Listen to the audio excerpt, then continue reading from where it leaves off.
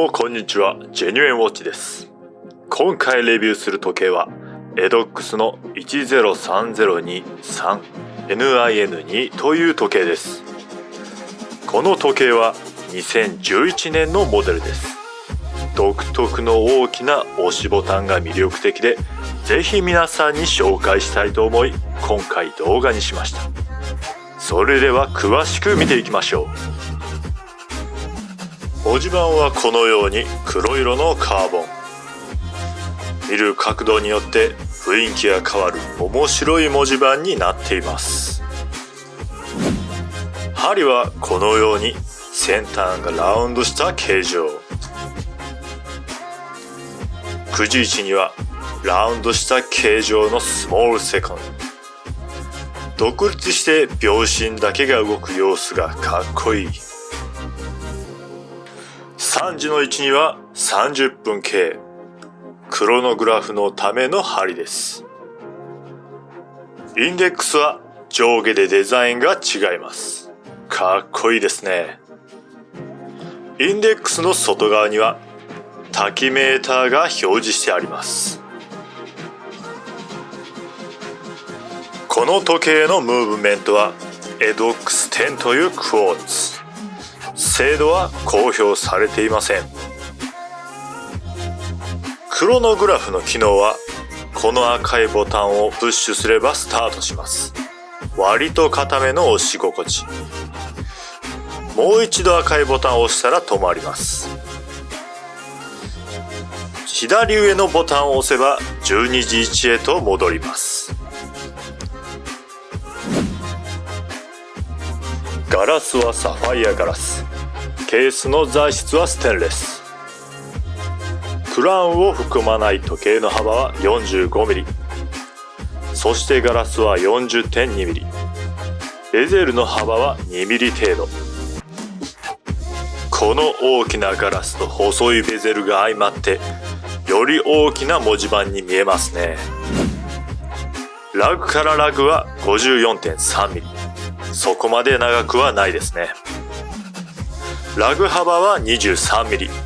ここは少し幅が広いですね。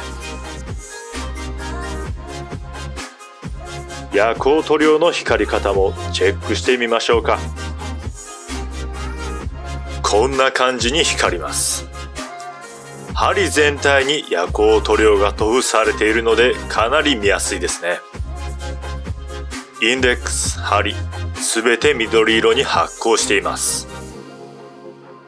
さてお次はケースのシェイプを見ていきましょうか。厚みのある強く丈夫な印象のケース。このロゴはワールドラリーチャンピオンシップという世界的な大会で、エドックスはこの大会と契約を結んでいます。厚みは 14.8mm。厚いです。エドックスのエンブレムが刻印されたクラウン。サイズは 9.8mm。この大きなボタンが3つついている形状。面白いですよね。さて次はケースバッグを見ていきましょう。立体的なタイヤがデザインされています。ラリーがお好きな方にはたまらないデザインですよね。次はバンドを見ていきましょう。材質は柔らかいラバーです。ベルトの幅は 23mm。バックルの方に行くに従ってナローになっていて、一番細い部分で 20mm です。このタイヤのような独特なデザインがクールです。ビジョンはシャープなエッジが特徴的なものがついています。